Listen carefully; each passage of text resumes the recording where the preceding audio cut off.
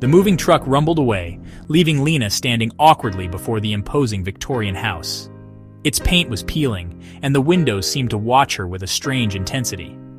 This house in the small New England town was supposed to be their new start, but Lena felt a shiver run down her spine as she stepped inside. The air smelled stale, like old secrets. Her parents were ecstatic about the spacious rooms and the antique furniture, but Lena couldn't shake off the feeling of being watched.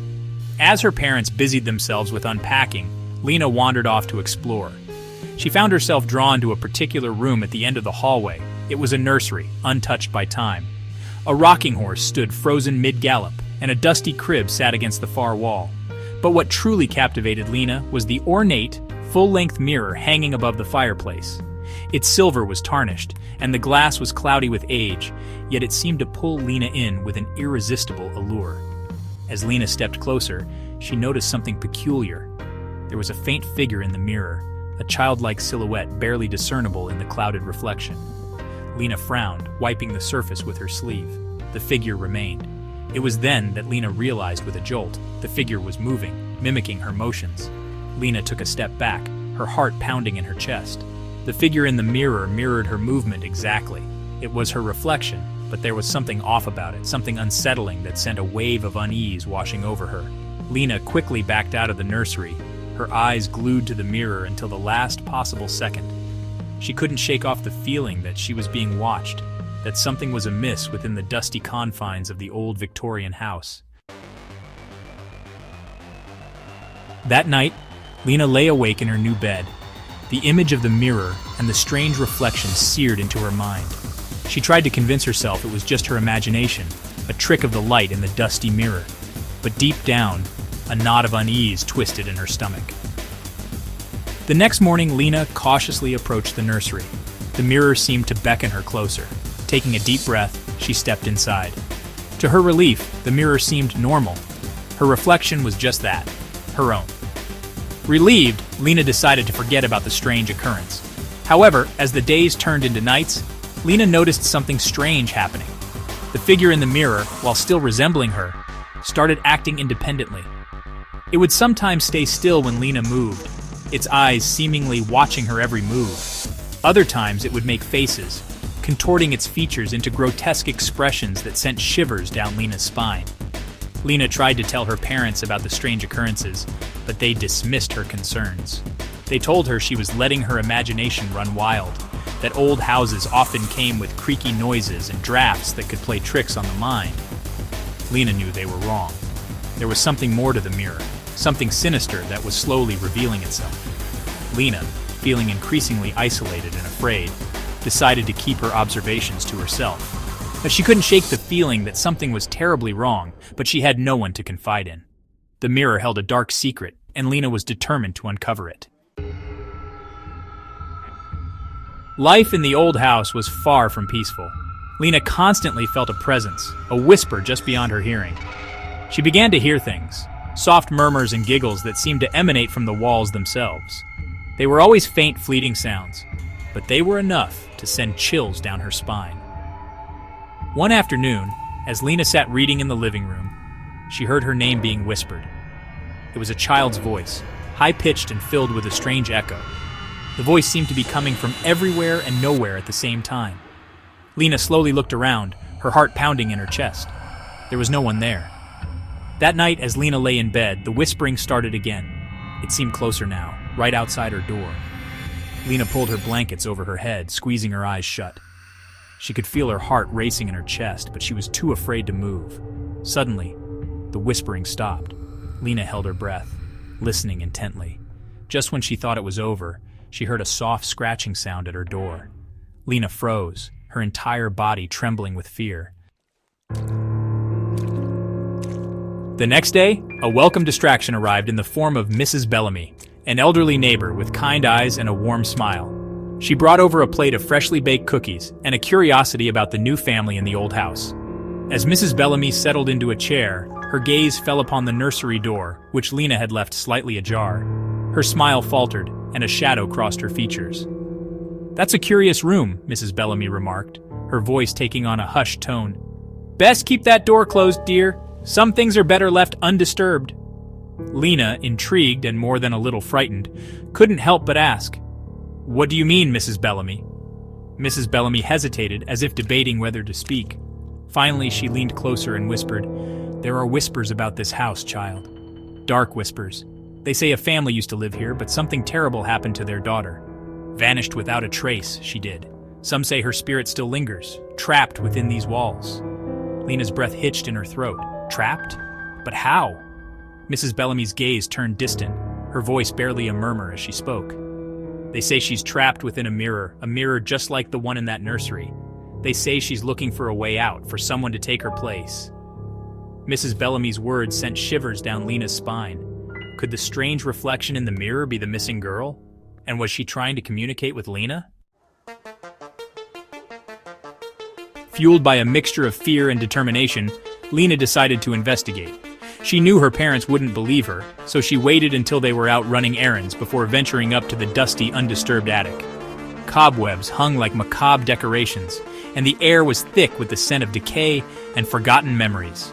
As Lena cautiously made her way through the labyrinth of discarded furniture and forgotten toys, she stumbled upon an old trunk tucked away in a dark corner. The trunk was heavy, bound with rusted chains and a padlock. With great effort, Lena managed to pry it open. Inside, beneath layers of yellowed lace and moth-eaten velvet, she found a stack of old diaries, their leather covers brittle with age. The diaries belonged to a girl named Lena, a girl who had lived in the house over a century ago.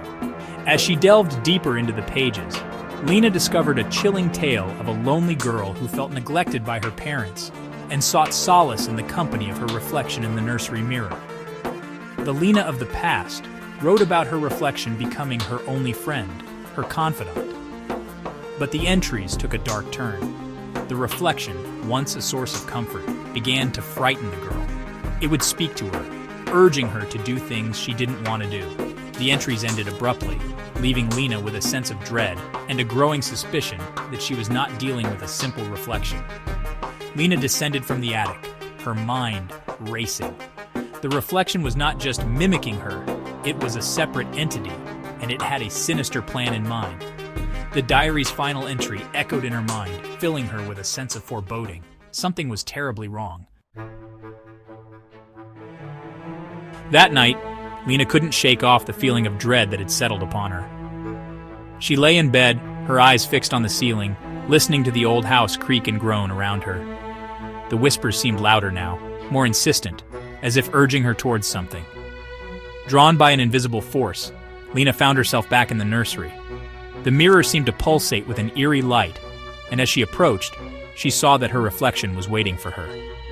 It was no longer a faint image but a solid, tangible being, its features twisted into a grotesque mockery of her own. "We are the same," the reflection hissed, its voice a chilling echo of Lena's own.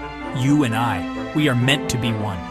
Lena stumbled back, fear coursing through her veins. "Stay away from me!" she cried. But it was too late. The reflection lunged forward, its arms outstretched. Lena screamed as she felt a searing pain, a sensation of being pulled apart, as if her very essence was being torn from her body. Darkness consumed her.